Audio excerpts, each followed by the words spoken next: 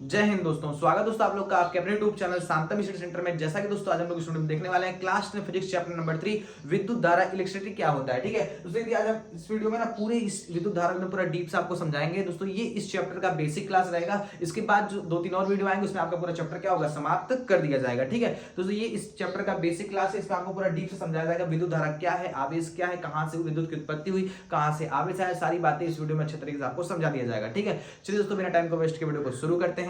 तो चलिए दोस्तों ध्यान से समझिएगा क्या होता है आखिर ये विद्युत धारा। ठीक है दोस्तों, विद्युत धारा के समझने से पहले हम कुछ बातें हैं जो आपको समझा देते हैं। ठीक है सबसे पहले दोस्तों हम लोग समझते हैं चार्ज। किसके बारे में समझेंगे? चार्ज के बारे में समझेंगे। ठीक है, चार्ज का मतलब दोस्तों होता है आवेश। क्या होता है? आवेश होता है। अब ध्यान से बात को समझिएगा।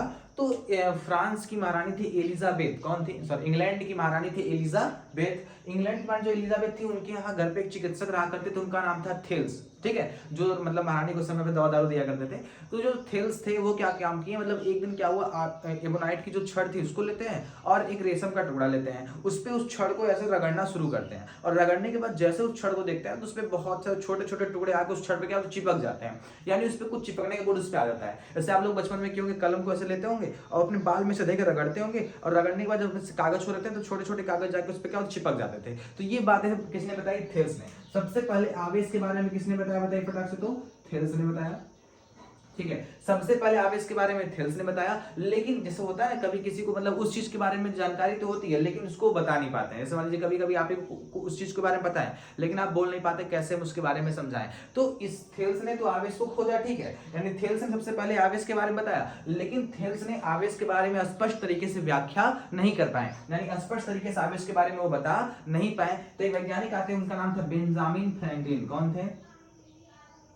Benjamin Franklin. ठीक है, तो मतलब जो ये बेंजामिन फ्रैंकलिन थे, उन्होंने आवेश के बारे में पूरा अच्छे तरीके से व्याख्या किया कि आवेश क्या चीज है, उसके बारे में अच्छे तरीके से उन्होंने बताया। अब ध्यान समझिएगा, सुनो। एक बार क्या हुआ, मतलब बेंजामिन फ्रैंकलिन ने एक चीज ऐसा प्रैक्टिकल किया, उसमें बहुत तेज हवा चल रही थी और हल्की हल्की बारिश हो रही थी। उस समय उन्होंने एक पतंग उड़ा दिया। जैसे होता है ना कभी कभी बहुत तेज हवा चलती है और हल्की हल्की बारिश भी होती है, तो उस टाइम उन्होंने कैसे भी करके मतलब मशक्कत करके कैसे भी करके पतंग को उड़ा दिया। अब पतंग को जैसे उन्होंने उड़ाया, तो ध्यान से पूरी बात को समझिएगा। ठीक है, मान लेते हैं पतंग है। ठीक है, जैसे उन्होंने पतंग को उड़ाया, ठीक है, तो पतंग के उड़ाने के बाद क्या हुआ, ये जो धागा था ना, इसको इसे मतलब खींच दिए। अब यहाँ पे क्या काम की, एक चाबी लेते हैं। चाबी थी धातु की। ठीक है, धातु की जो चाबी थी उसको जाकर के इस पे क्या किया, इसे जोड़ दिए, चाबी इसको चिपका दिए। अब चाबी को चिपकाने के बाद क्या काम किए, मतलब जैसे मान लो बेंजामिन फ्रैंकलिन है, ठीक है, इसको पकड़ लिए कस के। क्या कि उनका बड़ा बड़ा बाल था। ठीक है, जैसा कि आपको इस साइड फिगर में दिखाई दे रहा होगा, कैसे देखो पतंग उड़ा रहे हैं, कैसे पतंग को पकड़े हुए हैं। ठीक है, अब ध्यान से बात को समझिएगा, सुनो। तो ये जो जैसे इन्होंने हवा में जैसे पतंग उड़ाया, तो क्या हुआ, बारिश की जो बूंदें थी ये आगे किस पे गिर गई थी? धागे पे। पूरा धागा क्या गीला हो गया था, चाबी भी जो धातु ये भी गीली हो गई थी। ठीक है, अब जैसे ही आकाशीय बिजली चमकी, पतंग तो आकाश में ही था, जैसे आकाशीय बिजली चमकी, उसका जो आवेश था, उसका जो करंट था, वो कहां आ गया, इस पतंग की, मतलब जो धागा था पूरा गीला था, इस पे आ गया। और जैसे ही आया, ये जो चाबी थी बहुत तेज चमकने लगी, यानी इस पे बहुत एक प्रकार की चिंगारी आ गई। और जैसे ही बेंजामिन ने इस चाबी को छुआ, इतना तेज का उसको झटका लगा, बेचारा मरते मरते क्या हुआ, बच गया। तो इस तरीके से विद्युत की खोज हुई। तब बेंजामिन ने बताया कि ये विद्युत क्या चीज होता है। अब ध्यान से पूरी बात को समझिएगा। तो बेंजामिन ने अपना प्रैक्टिकल करके समझाया कि कैसे कैसे यहाँ पे कैसे कैसे चीजें उत्पन्न हुई। अब उसके बाद क्या हुआ, बेंजामिन फ्रैंकलिन ने एक चीज की और खोज की, जिसका नाम था तड़ित चालक। क्या था तड़ित चालक? जैसे मान लो किसी की बहुत बड़ी बड़ी बिल्डिंग है, ठीक है, अब मान लेते इसके ऊपर क्या लगा देंगे, एक तड़ित चालक लगा देंगे जो कॉपर का बना होता है। मतलब एक ऐसा तड़ित चालक लगा देंगे, कॉपर का बना होता है। अब जैसे ही क्या होगा, आकाशीय बिजली गिरेगी तो पहले इस तड़ित चालक से होके जाएगी। ठीक है, और तड़ित चालक का कनेक्शन कहाँ है, जमीन पे है, नहीं अर्थ पे। कहाँ पे है? अर्थ पे है। तो जैसे ही जितना भी आकाशीय बिजली ऊपर से आएगा, तड़ित चालक क्या करेगा, इसको सो के किसके पास भेज देगा, इस पृथ्वी के पास क्या करेगा, उस पूरे करंट को क्या करेगा, भेज देगा। ठीक है, तो ये तड़ित चालक की खोज किसने की? बेंजामिन फ्रैंकलिन ने की। और तड़ित चालक के बारे में सबसे पहले जानकारी किसने दी? बेंजामिन फ्रैंकलिन ने दी। और आवेश के बारे में एकदम स्पष्ट तरीके से किसने बताया? तो आप लोग क्या बताएंगे? बेंजामिन फ्रैंकलिन ने। तो आवेश के बारे में सबसे पहले किसने बताया? थेल्स ने। लेकिन कौन व्याख्या किया अच्छे ढंग से? बेंजामिन फ्रैंकलिन ने। इतनी बात समझ में आ गई। तड़ित चालक की खोज किसने की? बेंजामिन फ्रैंकलिन ने। और तड़ित चालक किसका बना होता है? कॉपर का बना होता है, यानी कॉपर का बना होता है, Cu का बना होता है। ध्यान से बात को समझिएगा, सुनो। तो बेंजामिन फ्रैंकलिन ने तो आवेश के बारे में बताया कि कैसे क्या चीजें होती है, लेकिन अच्छे तरीके से जानकारी और पता चली, सुनो ध्यान से। तो आप लोग क्लास 9 में पढ़ोगे, इलेक्ट्रॉन की खोज जे थॉमसन ने की थी। ठीक है, अब देखो उसके बाद हुई इलेक्ट्रॉन की खोज। इसकी खोज किसने किया भैया? J Thomson. किसने किया था? जे थॉमसन ने किया था, ठीक है। अब ये थॉमसन ने जब इलेक्ट्रॉन की खोज कर दी, उसके बाद मतलब विद्युत के बारे में और ज्यादा जानकारी सबको मिलती है कि हाँ कैसे होता है। सुनो ध्यान से, तो जो ये विद्युत होता है, जो आवेश होता है, कैसे पैदा होगा समझो। मान लीजिए हमारे पास कोई इलेक्ट्रॉन है, ठीक है, तो ये जो इलेक्ट्रॉन है इसकी संख्या जितनी ज्यादा रहेगी उतना ज्यादा आपके पास आवेश उत्पन्न होगा। यानी इलेक्ट्रॉन की संख्या को ही हम लोग क्या कहेंगे, आवेश कहेंगे। अगर एक को इलेक्ट्रॉन है तो एक को आवेश है, 2 इलेक्ट्रॉन, 3 इलेक्ट्रॉन, ऐसे करके जितने ज्यादा इलेक्ट्रॉन रहेंगे तो इलेक्ट्रॉन की संख्या क्या कहलाएगी, आवेश कहलाएगी। अगर इलेक्ट्रॉन की संख्या कम है तो उस पर कम आवेश होगा, अगर इलेक्ट्रॉन की संख्या ज्यादा है तो उस पर ज्यादा आवेश होगा। इतनी बातें क्लियर हो गई। अब चलो ध्यान से पूरी बात को समझिएगा। देखो, अगर कोई इलेक्ट्रॉन है, ठीक है, अगर बेचारा इसे चुपचाप ऐसे बैठा है, रुका हुआ है, अगर कोई इलेक्ट्रॉन है, अगर उस दूसरा बेचारा चुपचाप ऐसे बैठा रुका हुआ है, अगर रुका हुआ होगा तो हम लोग उसे कहेंगे आवेश। क्या कहेंगे, आवेश। बताओ फटाक से क्या कहेंगे, आवेश यानी चार्ज। क्या कहेंगे, चार्ज कहेंगे। अगर इलेक्ट्रॉन, इस मान लो हम इलेक्ट्रॉन है, ठीक है, हम क्या है, इलेक्ट्रॉन, आप लोग हमको इलेक्ट्रॉन, तो हम ऐसे रुके हैं तो क्या कहलाएंगे, आवेश कहलाएंगे। अब बता, ऐसे से चल देंगे, ऐसे से क्या किया, ऐसे से चल देंगे। अब जो चल जाएंगे तो हम लोग क्या कहलाएंगे, विद्युत धारा। क्या कहलाएंगे, अब धारा कहिए, करंट की बात हो रही है तो धारा से समझ जाएंगे, विद्युत धारा की बात हो रही है, ठीक है। बताओ ध्यान से, अगर आवेश, अगर इलेक्ट्रॉन रुका रहेगा तो आप क्या कहेंगे, आवेश कहेंगे। अगर इलेक्ट्रॉन दौड़ने लगेगा, भागने लगेगा, तो आप लोग क्या कहेंगे, उसको विद्युत धारा कहेंगे। इतनी बातें क्लियर हो गई। यानी ध्यान से बताओ, इलेक्ट्रॉन के प्रवाह को ही क्या कहेंगे, विद्युत धारा, या आवेश के प्रवाह को ही हम क्या कहेंगे, विद्युत धारा कहेंगे। इतनी बातें क्लियर हो गई। जैसे मान लो एग्जांपल के हिसाब से आपको मानते हैं, आप एक जगह बैठ के अपने मोबाइल से हमें मतलब देकर क्लास में करके आप पढ़ाई कर रहे हैं, ठीक है। अब मान लो आप एक जगह बैठे हुए हो तो क्या कहेंगे, आप आवेश कहलाएंगे। अब उसी मोबाइल को लेकर दौड़ना, चलते चलते पढ़ो, चल चल के पढ़ो, तो क्या कहलाएंगे, आप विद्युत धारा कहलाएंगे। इतनी बातें क्लियर हो गई।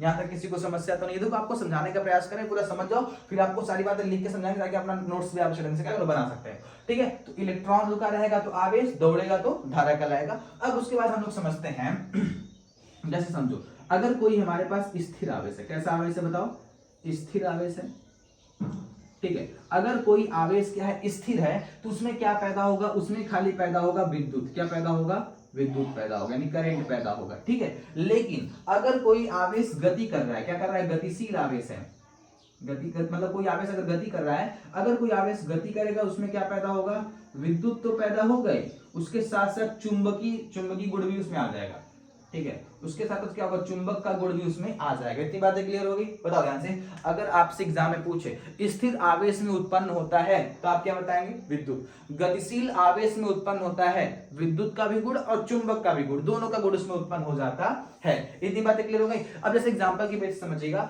सुनो ध्यान से, जैसे ध्यान समझिएगा। जैसे मान लीजिए आप लोग देखोगे गांव में ऐसे इस तरीके से होता है, ऐसे मान लीजिए एक टावर, इस खंबा इधर है और एक खंबा मान लेते हैं ऐसे इधर है, 2 खंबे ऐसे लगे हुए हैं, ठीक है। इस पर कई सारे तार ऐसे जाते हैं, 1 तार गया है, 2 तार गया है, 3 तार गया है, ऐसे 4 तार, 3 तो फेस हो गया और एक हमारा क्या हो गया, अर्थ हो गया।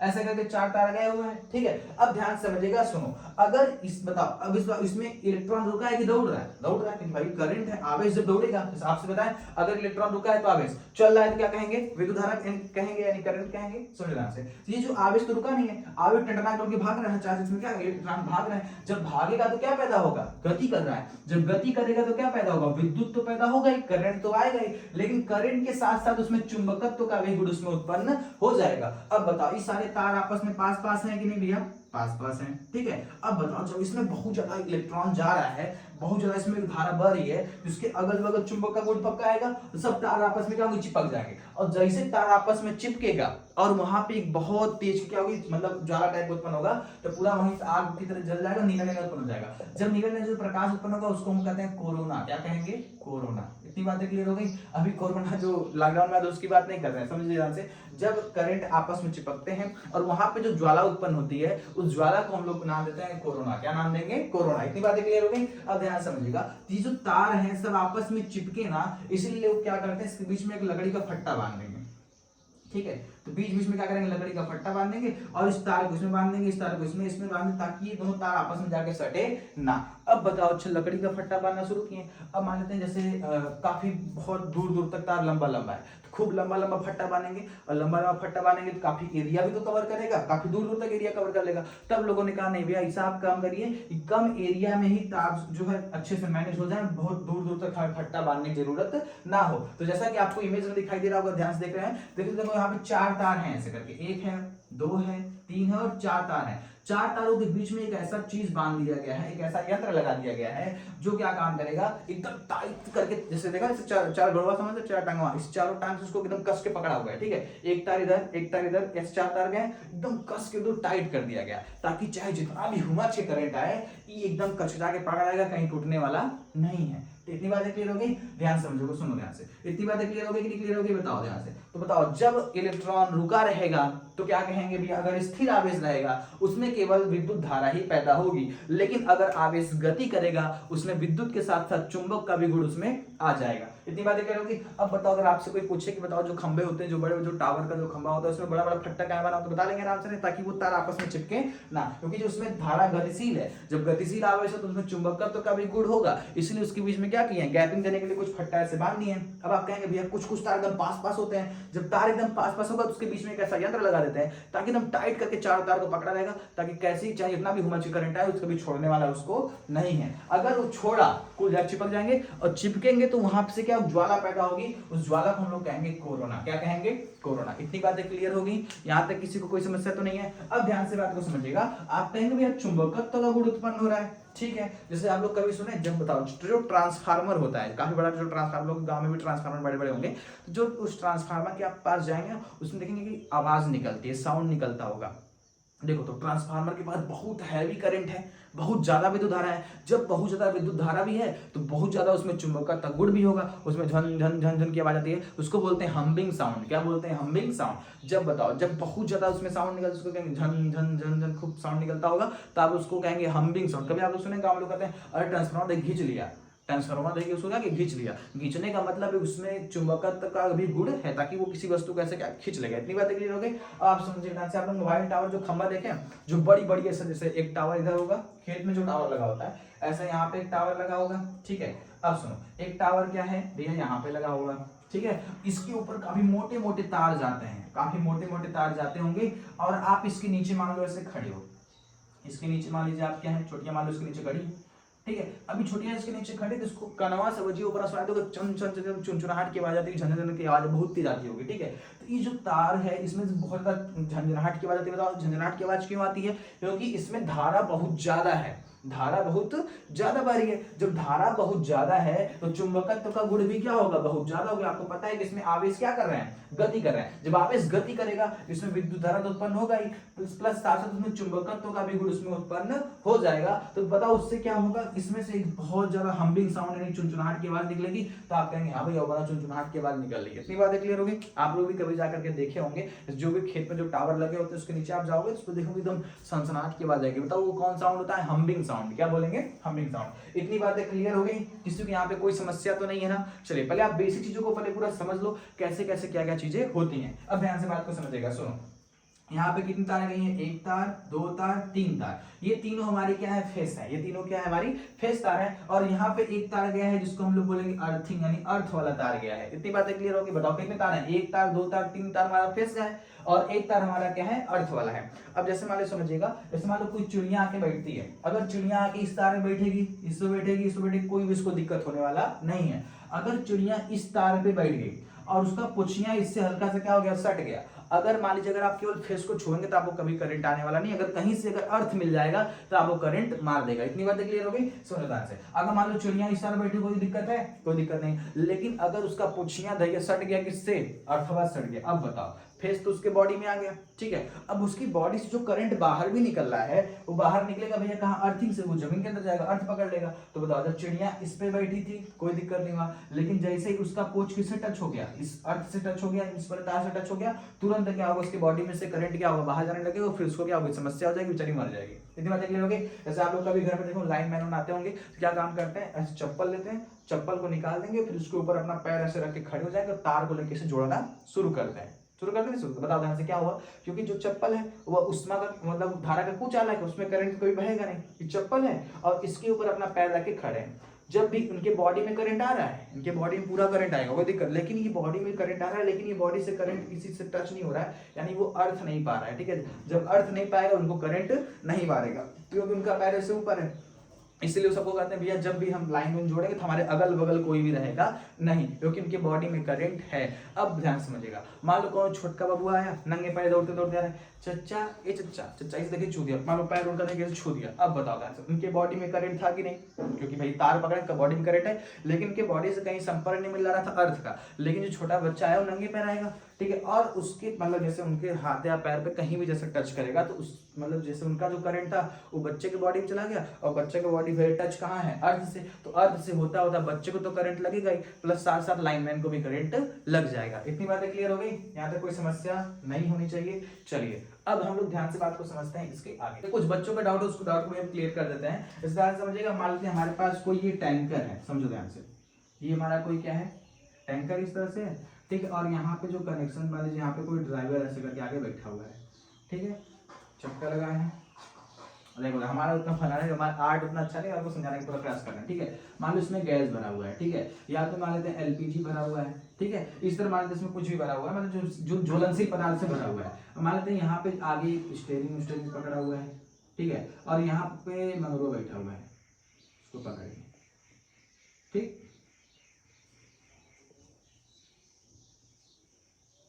हो गया इस तरह से ना। अब ध्यान समझिएगा, जैसे ही गैस सिलेंडर को लेकर के ऐसे क्या करेंगे, मतलब जो गैस का पूरा टैंकर है, जैसे ही इसको लेकर के चलेगा तो बताओ, आपको बताया गया था जब कहीं भी रगड़ाव पैदा होगा, ऐसा कोई चीज रगड़ाव पैदा होगी तो उसमें पक्का करंट पैदा होगा। अब बताओ, जैसे ही ये जो टैंकर जब ऐसे जब रोड पे लेके चलेगा तो इसके अगल बगल हवा नहीं है क्या? हवा है। तो ये जो टैंकर हवा से क्या होगा? टकराएगा। जब हवा से टकराएगा तो इसमें क्या पैदा होगा? इलेक्ट्रिसिटी ऊपर ऊपर क्या उसकी सतह पे क्या पैदा हो जाएंगे? इलेक्ट्रॉन इसके सतह पर पैदा हो जाएंगे। क्या होंगे? हो जाएंगे। अगर मान लो किसी बाई द अगर किसी तरीके से झटका लगा या फिर कहीं से भी हल्की सी भी चिंगारी आ गई तो ये पूरा क्या होगा? ब्लास्ट हो जाएगा। इसी से बचने के लिए लोग क्या काम करते हैं, इसके नीचे क्या लगा देंगे? जंजीर। क्या लगा देंगे? जंजीर लगा देंगे, ठीक है। तो ट्रक जाती रहेगी, उसके नीचे जंजीर बांध देंगे, वो घिसटाता रहता है, घिसटाता रहता है। ध्यान समझिएगा। अब जितना तेज आप गाड़ी लेके जाओगे उतना तेज रगड़ाव पैदा होगा, और उतना तेज रगड़ाव पैदा होगा तो उसमें उतना तेज क्या इलेक्ट्रॉन भी इसमें पैदा होगा। और जैसे इलेक्ट्रॉन पैदा होगा नीचे क्या है भैया? अर्थिंग दे दी है, नीचे जंजीर लटका दी है। अब जैसे ही ट्रक आगे जाएगी ये पूरा इलेक्ट्रॉन सतह पे ही रहेगा, सतह पे आते आते कहाँ पहुंच जाएगा? जंजीर के पास। और ये जंजीर कनेक्शन कहाँ है? रोड पे है, और ये पूरा करंट कहाँ छोड़ देगा? रोड पर छोड़ देगा, और पृथ्वी क्या करेगा? पूरे करंट को अपने पास सोख जाएगी। इतनी बातें क्लियर हो गई। अब बताओ, अच्छा भी तो हम लोग केवल इसमें समझे कि ये जो टैंकर है जा रहा है इतना तेज, इसमें करंट पैदा हो रहा है कि ये पूरा करंट जंजीर की सहायता से कहाँ चला? नीचे की तरफ चला जा रहा है। लेकिन अब आपके दिमाग में आ रहा होगा, जो ये जहाज है इसके जो दोनों विंग्स होते हैं काफी स्पीड से जहाज जाती होगी, है ना, बहुत स्पीड जहाज जाती होगी। अब बताओ, अच्छा अगर आप मान लीजिए अपना हाथ ऐसा रगड़ रहे हो, 10 की स्पीड से रगड़ोगे, देखो हाथ कितना गर्म हो गया। मान लो 50 की स्पीड से रगड़ोगे और गर्म हो जाएगा। बहुत शक्तिशाली होगा। मान लो 100 की स्पीड से आप अपना हाथ क्या रगड़ रहे हो तो आपका हाथ पूरा एकदम रगड़ा जाएगा, तो काफी ज्यादा इलेक्ट्रॉन इसमें पैदा हो जाएंगे। सेम इस तरह से क्या होगा, जब जहाज जो है काफी मतलब जहाज जो है 900 की स्पीड से उड़ेगी। कितनी स्पीड से? 900 की स्पीड से जहाज पूरे बादलों को चीरते हुए जाएगी, तो बादलों से टकराएगी, क्योंकि उसका स्पीड बहुत तेज है। जब बादलों से टकराएगी उसको रगड़ते हुए जाएगी तो वहां पे घर्षण पैदा होगा। जैसे जहाज जैसे जा रही है, बहुत सारे बादल उसे हवा से चीरते हुए जाए, यहाँ पे घर्षण पैदा हो रहा है। अब ध्यान से बात को समझिएगा, सुनो, जो ये इसके विंग्स मानते हैं जहाज है हम लोग का, ठीक है, ये इसका क्या है? विंग्स है। समझिएगा ध्यान से, ये जो इसका विंग्स है ना, अब देखो क्या काम करते हैं, इसके जो पीछे हल्का हल्का क्या पीछे पीछे रॉड निकाल लेंगे। ऐसे क्या निकाल लेंगे? रॉड निकाल लेंगे। ऐसे इसके पत्ती के पास भी हल्का क्या निकाल लेंगे? रॉड निकाल देंगे, जिसको बोलते हैं इलेक्ट्रिक डिस्चार्ज। क्या करते हैं? Electric discharge. जैसे आपको फिगर में दिखाते हैं, ठीक है, देखो आपके सामने साइड में एक फिगर बना हुआ दिखाई दे रहा होगा, उसमें आप देखेंगे तो जहाज की जो पत्ती है ना, उस पतले पतले से नोकीले नोकीले रॉड टाइप निकले हुए हैं, जिसको बोलते हैं इलेक्ट्रिक डिस्चार्ज। क्या करते हैं? इलेक्ट्रिक डिस्चार्ज करते हैं। अब बताओ, जितना भी करंट इस जहाज के ऊपर आएगा, इस जहाज के ऊपर जितना, मतलब जहाज 900 की स्पीड चल रही है तो बहुत तेज का करंट इसके ऊपर आएगा, यानी बहुत सारे इलेक्ट्रॉन इसके ऊपर से तो जाएंगे। बताओ, इलेक्ट्रॉन की गति को ही हम लोग क्या कहेंगे? धारा कहेंगे। अब बताओ, जब रगड़ाएगा तो इलेक्ट्रॉन पक्का पैदा होगा। जैसे इलेक्ट्रॉन पैदा होगा कई सारे इलेक्ट्रॉन इस पे एकदम बहुत ज्यादा इलेक्ट्रॉन इस पे इकट्ठा हो जाएंगे, ठीक है। अब जैसे इलेक्ट्रॉन इस पे इकट्ठा होंगे, अब बताओ ध्यान से क्या होगा, इसके अंदर वाले करंट मारेगा क्या? नहीं मारेगा, क्योंकि इलेक्ट्रॉन इसके सतह पे रहेगा। कहाँ रहेगा? सतह पे रहेगा, अंदर तो इलेक्ट्रॉन जाएगा नहीं। अब बताओ, इसके सतह पे इलेक्ट्रॉन रहेगा तो इसके अगल बगल क्या लगा देते हैं लोग? इलेक्ट्रिक डिस्चार्ज को लगा देंगे, नोकीला छड़ की तरह लगा देते हैं। अब जैसे ही करंट जाएगा भैया, करंट हमेशा कोने जाता है, यानी कि हमेशा नोकीले चीज में जाने का प्रयास करता है। अब तुरंत ही कहाँ जाएंगे, इस सब लोग नोकीले चीज चल जाएंगे और नोकीला वाला जो क्षण निकला है ना, ये करंट को भेज देगा कहाँ, नीचे हवा में। नीचे कहाँ भेज देगा, हवा में नीचे की तरफ भेज देगा, और जहां आगे जाएगा जितना करंट आएगा उसको नीचे भेजता रहेगा। तो 80% करंट ऐसे हैं जो हवा में ही खत्म हो जाते हैं, मतलब हवा में ही कहानी खत्म हो जाती है। लेकिन जो 20% करंट बच गया, बताओ ध्यान से, ये जो पत्ती है, इसका जो पुछियां है, इस सब का करंट तो मालूम निकल गया, ठीक है। लेकिन जो ये बीचवा में जो रगड़ा रहा है, ये भी तो हवा को चूरते हुए जा रहा है ना, इसका करंट हवा कैसे निकलेगा। अब ध्यान देखो, इसका करंट हवा में जाता नहीं, मान लीजिए जैसे ही करके, जैसे ही जहाज एयरपोर्ट पे उतरेगी तो वैसे ही एक आदमी आएगा, इसे पूरा ग्लव्स पहना रहेगा, ठीक है, और पैर में रबड़ का जूता, हाथ में पूरा रबड़ को पहना रहेगा, चिमटा लेके ऐसे आएगा। तो आप देखेंगे तो जैसे जो एयरपोर्ट होता है वहां पे एक ऐसे केबल की तरह से निकला रहता है, और लाएगा एक तार इसमें खुसेगा और ला के चिमटा देके इसमें छुआ देगा, इसको मुंह में लगे तो तुरंत छुआ देगा, और छुआने के बाद जितना भी करंट होगा सब उतर कहां चलेगा, पृथ्वी के अंदर क्या होगा, चला जाएगा। यानी धरती एक ऐसा ग्रह है जो सभी करंट को अपने अंदर से यार सोख लेता है, ठीक है। अब बताओ, सभी करंट जितना भी जहाज से करंट सब कहां चला गया, इस धरती के अंदर चला गया, यानी अर्थ में चला गया, ठीक है। अब बताओ, फिर कुछ टाइम बाद आपको जहाज खोल दिया जाएगा, उसमें से यात्री ऐसे उतरना शुरू हो जाएंगे। कितनी बातें क्लियर हो गई, बताओ, यहाँ तक सारी बातें क्लियर होगी ना, कैसे कहाँ पे करंट उत्पन्न हो रहा है। अब ऐसे ही क्या होता है, हवा में जो बादल होते हैं, ध्यान समझिएगा, मान लेते हैं यहाँ पे बहुत सारे बादल हैं, मान लेते हैं यहाँ पे बहुत सारे क्या है, बादल हैं। अब बताओ जी, ये जो बादल है बहुत तेजी से हवा में उड़ के आ रहा होगा, मतलब हवा हमारी बहुत तेज रगड़ाते हुए, मतलब बादल यहाँ पे आ रहे होंगे, इसमें बहुत ज्यादा क्या है, इलेक्ट्रॉन है, बहुत ज्यादा क्या है, इलेक्ट्रॉन है। अब बताओ, यहाँ से ये भी एकदम रगड़ाते हुए आ रहा होगा, इसमें भी क्या है, बहुत सारे क्या है, इलेक्ट्रॉन है। अब बताओ, जैसे ही दोनों इलेक्ट्रॉन आपस में टकराएंगे तो बहुत ज्यादा की क्या होगी, बिजली उत्पन्न होगी, है ना। एक नहीं कहते बादलों के टकराने से बिजली उत्पन्न होती है, रीजन क्या है समझ है, इसमें बहुत ज्यादा इलेक्ट्रॉन है, इसमें बहुत इलेक्ट्रॉन है। जैसे ही दोनों आपस में आके टकराएंगे तो क्या होगा, चमक पैदा होगा, ठीक है, एक बहुत बड़ा चमक पैदा होगा, जिससे हम लोग कहते हैं बिजली, क्या कहेंगे, बिजली। इस तरीके से बिजली यहाँ पे उत्पन्न होती है। अब ध्यान समझिएगा, आप बिजली से बचते कैसे हैं, ध्यान समझिए। अब देखो, जब ये बिजली चमकेगी, इस चीज कहाँ खोजेगी, ऐसी चीज खोजेगी जहां पे मतलब जैसे बहुत ज्यादा क्या हो, पानी हो, जिसमें करंट तुरंत क्या हो चला जाए। बहुत विशाल पेड़ है, उसमें बहुत ज्यादा पत्तियां हैं, वो बहुत तेज हिल रहा था, आप उसके पास से हट जाइए। मान लीजिए आप रास्ते में जा रहे हो और आपका बाल ऐसे ऊपर ऊपर से खड़ा होने लगे, बाल अगर खड़ा हो रहा है समझ लो भैया करंट आपको क्या कर रहा है, बुला रहा है, हम इसी ऊपर गिरेंगे, ठीक है। अब बाल ऐसे खड़ा होगा, समझ लो भैया करंट आपको बुलाने का प्रयास कर रहा है। तो आप सीधे क्या काम करिए, दोनों पैर ऐसे सटा के नीचे कान पकड़ के नीचे बैठ जाओ एकदम कस के। तो फिर क्या होगा, नहीं कि दौड़ना शुरू करें। अब मान बिजली चमक आप दौड़ेंगे, जब दौड़ेंगे तो हवा से आपकी बॉडी टकराएगी, हवा से आपकी बॉडी क्या होगी, टकराएगी, और आपके अंदर भी क्या होगा, इलेक्ट्रॉन पैदा हो जाएगा, तुरंत हमारी कहानी खत्म हो जाएगा। इसलिए प्रयास करिएगा, जगह बिजली चमक रही हो तुम अच्छे से कान बंद के तुम बकायदे बैठ जाओ, कोई दिक्कत ना हो, ठीक है। चलिए हम लोग इसके आगे समझते हैं कि सारी बातों को आपको लिख के समझा देते हैं। तो चलिए इसको ध्यान दीजिएगा, अभी तक हम लोगों ने जितनी बातें आप लोगों को सब बेसिक क्लास पूरी समझा दी। अब मैं आपको पूरा लिख के समझा ताकि आप लोग इसको बेहतर तरीके से लिख करके पूरा नोट्स स्पेशल आंसर उसको बना सको, ठीक है। तो देखो ध्यान से, तो बात करते हैं आवेश यानी चार्ज की, और ध्यान समझिएगा, आवेश किसी पदार्थ का ऐसा गुण होता है जो विद्युतीय बल लगाता है या अनुभव करता है, यानी जो विद्युतीय बल उत्पन्न करता है या अनुभव करता है। इतनी बातें क्लियर हो गई, यानी आवेश एक पदार्थ, आवेश किसी पदार्थ का ऐसा गुण है जो विद्युतीय बल उत्पन्न करता है या विद्युतीय बल लगाता है या अनुभव करता है। इतनी बातें क्लियर हो गई, उसे हम लोग क्या कहेंगे, आवेश कहेंगे। विद्युतीय बल का मतलब जो विद्युत का जो बल है, यानी तो खींचेगा या तो छोड़ देगा, खींचेगा या तो छोड़ देगा, दो ही काम करेगा आवेश, ठीक है। देखो ध्यान से, तो आवेश किसी पदार्थ का भैया ऐसा गुण है जो विद्युतीय बल लगाता है या तो अनुभव करेगा, या तो बल लगा देगा, लगा के खींच देगा, या तो हल्का हल्का खींचेगा नहीं अनुभव करेगा। इतनी बातें क्लियर हो गई। चलो देखो, अब आवेश की मात्रक की बात करें तो आवेश का मात्रक होता है भैया कूलाम। आवेश का मात्रक क्या होता है, कूलाम होता है, ठीक है। अगर हम बात करें कि एक इलेक्ट्रॉन, आपको सिखाया गया था, आपको समझाया भी गया था, अगर इलेक्ट्रॉनों की संख्या को मिला देंगे भैया, इलेक्ट्रॉनों की संख्या को हम लोग क्या कहेंगे, आवेश कहेंगे। तो आप एक मिनट परिभाषा कह सकते हो, इलेक्ट्रॉनों की संख्या को हम आवेश करते हैं, ठीक है। जो कि आप पढ़ोगे अभी मैथ में न्यूमेरिकल सिखाया जाएगा कि Q बराबर होता है N इंटू E, ठीक है। तो ये हमारा क्या है, आवेश है, ठीक है। और ये N क्या है, नंबर ऑफ इलेक्ट्रॉन है, और ये E क्या है, इलेक्ट्रॉन है, ठीक है। तो यहाँ समझिएगा, तो इलेक्ट्रॉनों की संख्या को आवेश कहते हैं, ये हमारा फार्मूले से परिभाषा बना सकते हैं, ठीक है। तो क्या कहेंगे, आवेश किसी पदार्थ का ऐसा गुण है जो विद्युतीय बल लगाता है या तो अनुभव करता है, ठीक है। आवेश का मात्रक क्या होता है, कूलाम होता है। अगर हम बात करें कि एक इलेक्ट्रॉन पर कितना आवेश होगा, एक इलेक्ट्रॉन तो एक आवेश, दो इलेक्ट्रॉन दो, ऐसे करके बहुत सारे इलेक्ट्रॉन होंगे। जब इलेक्ट्रॉनों को मिला देंगे या इलेक्ट्रॉनों की संख्या को हम लोग आवेश कहेंगे, तो पता करते हैं कि एक इलेक्ट्रॉन पर कितना आवेश होता है। तो एक इलेक्ट्रॉन इलेक्ट्रॉन का आवेश समझिएगा माइनस में 1.6 गुणे 10 घाते माइनस में 19 कूलाम होता है। तो माइनस में 1.6 गुणे 10 घाते माइनस 19 कूलाम होगा। ध्यान समझिएगा, अगर एक इलेक्ट्रॉन पे पूछेगा तब आपके ऑब्जेक्टिव क्वेश्चन में हमेशा क्लास 10 पे आता है कि इलेक्ट्रॉन पर आवेश कितना होता है, तो माइनस वाला लगाइएगा। अगर प्रोटॉन पे पूछेगा तो प्लस वाला बताएंगे। इतनी बातें क्लियर हो गई। अगर प्रोटॉन पे पूछेगा तो प्लस, इलेक्ट्रॉन पूछेगा तो माइनस, बाकी ये चीजें सेम रहेंगी। चलो देखो नोट पॉइंट क्या समझना है, समझिएगा अगर समान आवेश रहेंगे तो एक दूसरे को प्रतिकर्षित करेंगे। समझिएगा ध्यान से, अगर सेम आवेश रहेंगे तो एक दूसरे को ढकेल देंगे। ढकेलने का मतलब क्या करेंगे, प्रतिकर्षित कर देंगे। ठीक है, देखो ये भी प्लस है ये भी प्लस है, दोनों सेम रहेंगे तो क्या करेंगे बताओ फटाक से, प्रतिकर्षण। क्या करेंगे, प्रतिकर्षण करेंगे। अब समझिएगा विपरीत आवेश रहेंगे तब क्या करेंगे, दोनों अलग, एक को प्लस रहेगा एक को माइनस, या तो एक को माइनस एक को प्लस, अगर अलग अलग रहेगा तब क्या करेंगे, तो एक दूसरे को क्या करेंगे भैया, वो आकर्षित। क्या करेंगे, आकर्षित। अगर अलग अलग आवेश रहेगा तो आकर्षित करेंगे, सेम आवेश रहेगा तो प्रतिकर्षित करेंगे। इतनी बातें क्लियर हो गई। अब आपसे पूछेगा मुख्य आवेश का गुण क्या है, मुख्य आवेश क्या है, तो मुख्य आवेश आकर्षण है कि प्रतिकर्षण है, तो आप क्या बताएंगे भैया, मुख्य आवेश हमारा जो है प्रतिकर्षण है। क्या है, आपसे एग्जाम में पूछेगा मुख्य आवेश क्या है, तो आप क्या बताएंगे, प्रतिकर्षण। आकर्षण तो मत जाएगा। ठीक है, तो आवेश का मुख्य गुण क्या है, मतलब प्रतिकर्षण है। चलिए समझिएगा आवेश के प्रकार क्या है। समझिए आवेश दो प्रकार के होते हैं, एक होता है धनात्मक आवेश और एक होता है ऋणात्मक आवेश। यानी कि आवेश के दो प्रकार होंगे, होगा प्लस चार्ज और एक होगा माइनस चार्ज। दो प्रकार के आवेश होंगे।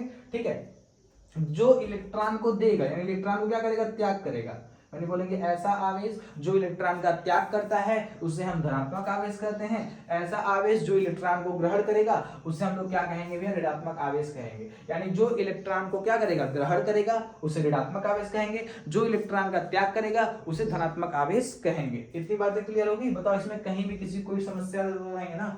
ठीक है, चलो अब उम्मीद करते हैं आपको ये सारी बातें क्लियर हो गई होंगी। अब बताओ सबसे पहले आवेश के बारे में किसने बताया, नोट पॉइंट में सबसे पहले बताया थेल्स ने। किसने बताया, थेल्स ने। लेकिन अच्छे तरीके से व्याख्या किसने किया था, बेंजामिन ने। किसने किया, बेंजामिन फ्रैंकलिन ने। इतनी बातें क्लियर हो गई। अब बताओ और अच्छे तरीके से विद्युत के बारे में कब पता चला, जब जे थॉमसन ने किसकी खोज की, जे थॉमसन ने जब इलेक्ट्रॉन की खोज कर दी तब। उस यहां तक सारी बातें क्लियर हो गई होगी। चलिए इसके अगले पॉइंट की तरफ बढ़ते हैं। चलिए तो ध्यान समझिएगा, हम लोग समझ लेते हैं कि विद्युत धारा क्या होता है। ध्यान समझिएगा, सुनो। तो कह रहा है कि एक बिंदु से दूसरे बिंदु तक इलेक्ट्रॉनों के प्रवाह को विद्युत धारा कहते हैं। यानी हमारे पास कोई ये चालक तार है। ठीक है, समझो ध्यान से, अगर इलेक्ट्रॉन यहां से यहां तक पहुंच जाएगा, समझ गए, धारा क्या होगी, बह गई। ठीक है, तो क्या कहेंगे, एक बिंदु से दूसरे बिंदु तक इलेक्ट्रॉनों के प्रवाह को विद्युत धारा कहते हैं। बताओ परिभाषा क्या बोलेंगे, सिंपल परिभाषा क्या बोलेंगे, बताओ क्या कहेंगे कि एक बिंदु से दूसरे बिंदु तक इलेक्ट्रॉनों के प्रवाह को विद्युत धारा कहते हैं। या फिर आप इसके अलावा दूसरी भाषा में क्या बोल सकते हैं, आवेश के प्रवाह की दर को विद्युत धारा कहते हैं। दर का मतलब जब हम किस चीज में समय से भाग देंगे तो उसे हम लोग क्या कहेंगे, दर कहेंगे। ध्यान समझिएगा, आई बराबर क्यू अपान क्या है, टी है। तो आवेश में भाग दे रहे हैं समय से, तो आवेश प्रवाह की दर को विद्युत धारा कहते हैं। आई का मतलब विद्युत धारा है। ठीक है, बताओ परिभाषा क्या बोलेंगे, आवेश के प्रवाह की दर को विद्युत धारा कहते हैं। या फिर कहेंगे एक बिंदु से दूसरे बिंदु तक इलेक्ट्रॉनों के प्रवाह को विद्युत धारा कहते हैं। यहां तक सारी बातें क्लियर हो गई। देखो फार्मूला क्या है इसका, I बराबर क्यू अपान टी होता है, जहां पे I क्या है, धारा है, Q क्या है, कुल आवेश है, और T क्या है, समय है। ठीक है, तो धारा का मात्रक होता है एम्पियर, आवेश का मात्रक होता है कूलाम, समय का मात्रक होता है सेकंड। अब ध्यान से बात को समझिएगा, सुनो। तो इसके मात्रक को समझ लेते हैं, किसका मात्रक क्या होता है। तो विद्युत धारा का जो मात्रक होता है वो होता है एम्पियर। क्या होता है, एम्पियर। कभी कभी आपके एग्जाम में आ जाता है कि एक एम्पियर को परिभाषित कीजिए। अब ध्यान से बात को समझिएगा, सुनो ध्यान से। तो हम लोग जानते हैं भैया I बराबर क्या होता है, क्यू अपान टी होता है। ठीक है, तो पहले आप लोग नोट कर लीजिएगा इसको, फिर हम ऐसे एक्स्ट्रा बता देते हैं कि कोई दिक्कत ना हो। सुनो ध्यान से। अब बताओ धारा का मात्रक होता है एम्पियर। ठीक है, आवेश का मात्रक होता है कूलाम, समय का मात्रक होता है सेकंड। हो गया इस तरह से। तो आपको परिभाषा बतानी एक एम्पियर की, आगे लगा दो भैया एक एम्पियर तो एक कूलाम तो एक सेकंड। क्या कहेंगे समझिएगा, एक सेकंड में क्या कहेंगे, एक सेकंड में एक कूलाम आवेश प्रवाहित होता है, उसे एक एम्पियर कहते हैं। यानी एक सेकंड में भैया एक कूलाम आवेश बहेगा, उसे हम लोग कहेंगे एक एम्पियर। देखो ये परिभाषा मैंने लिखी है, लिखा है कि एक सेकंड में, एस का मतलब सेकंड है। ठीक है, एक सेकंड में एक कूलाम आवेश प्रवाहित होता है तो उसे एक एम्पियर कहते हैं। दोस्तों कभी कभी एग्जाम में 1 या 2 नंबर में आता है, तो आप लोग लिख दीजिएगा। क्या लिखेंगे बताओ, एक सेकंड में एक कूलाम आवेश बहेगा, उसे एक एम्पियर कहेंगे। यहां तक सारी बातें क्लियर होगी। और धारा का मात्रक क्या होता है, एम्पियर होता है। किसी कोई समस्या तो नहीं है। ठीक है। अब चलो देखो ध्यान से, अब आपसे पूछेगा जो धारा होती है कितने प्रकार के होते हैं। आपके धारा दो प्रकार के होते हैं, या तो डीसी करंट होगा या तो एसी करंट होगा। जैसे डीसी करंट कहाँ होता है, जैसे आप लोग के घर में जो बैटरी वोटरी है तो बैटरी में होता है भैया कौन सा करंट, डीसी करंट। क्या होता है डीसी करंट और एसी, इसको आपको डीप से बताएंगे इसके अगले वाले वीडियो में, ताकि उसमें कोई दिक्कत नहीं, आप ऐसे समझ जाओ इसके प्रकार के बारे में, ठीक है। और बताओ एसी करंट, जैसे घरों में, जैसे हमारे घरों में जो बिजली जो खंभे में से जो लाइन आती है वो कौन सी करंट है भैया, एसी करंट है। और जो हमें जो बैटरी वोटरी जो लाइन मिलता है, इन्वर्टर की जो लाइन होती है वो हमारी डीसी करंट होती है, ठीक है। यहाँ तक सारी बातें क्लियर हो गई होंगी। अब ध्यान समझो इलेक्ट्रॉन की दिशा क्या होती है और धारा की दिशा क्या होती है, ध्यान समझिएगा। तो इलेक्ट्रॉन का जो उल्टा प्रवाह है, तो इलेक्ट्रॉन के उल्टे प्रवाह को विद्युत धारा कहते हैं। अब ध्यान समझिएगा, सुनो, इलेक्ट्रॉन बहता है कैसे, देखो माइनस से प्लस की ओर। इलेक्ट्रॉन की दिशा कैसे है, माइनस से प्लस की ओर है। तो हम बात किस कर रहे हैं, धारा की बात कर रहे हैं। धारा कैसे बहता है भैया, प्लस से माइनस की ओर। इलेक्ट्रॉन की विपरीत दिशा में कौन बहता है, धारा की दिशा होती है। धारा की दिशा कैसे होती है, प्लस से माइनस की होती है। कुछ लोगों को मतलब प्रॉब्लम हो जाती है, ध्यान समझिएगा। सुनो, अगर माइनस से प्लस की ओर जाएगा तो हम लोग कहेंगे भैया वो इलेक्ट्रॉन की दिशा है, इलेक्ट्रॉन। लेकिन धारा की जो दिशा कैसे होगी बताओ, ये होगी प्लस से माइनस की ओर। इसको नोट कर लीजिएगा अच्छे तरीके, कॉपी में लिख लीजिएगा कि इलेक्ट्रॉन की दिशा क्या होती है और धारा की दिशा क्या होती है। यहाँ तक कोई समस्या किसी को नहीं है, चलो ठीक है। तो उम्मीद करते दोस्तों आपको यहाँ तक सारी बातें समझ में आ गई होंगी। चलिए अब इसके अगले पॉइंट की तरफ बढ़ते हैं। दोस्तों उम्मीद करते हैं आपको यहाँ तक सारी बातें समझ में आई होंगी। दोस्तों ये आज इस चैप्टर का पूरा बेसिक क्लास था, इसमें मैंने आपको आवेश के बारे में, धारा के बारे में एकदम अच्छी तरीके से पूरी जानकारी दे दी, ताकि कहीं भी कोई प्रॉब्लम आपको ना हो। दोस्तों आपको वीडियो अच्छी लगी तो वीडियो को लाइक कीजिएगा, और चैनल पर नए हैं तो चैनल को सब्सक्राइब कर दीजिएगा, और ज्यादा दोस्तों के पास इसको शेयर करिएगा, ताकि दोस्तों वो सब बच्चे भी अच्छे ढंग से पढ़ाई कर सके। और दोस्तों यदि आपको वीडियो वाकई में अच्छी लगी दोस्तों एक प्यारा सा कमेंट करना मत भूलिएगा। आपको मिलेंगे नेक्स्ट वीडियो में नेक्स्ट टॉपिक के साथ, और इसका अगला पार्ट 2 जल्दी आपको मिल जाएगा, ठीक है।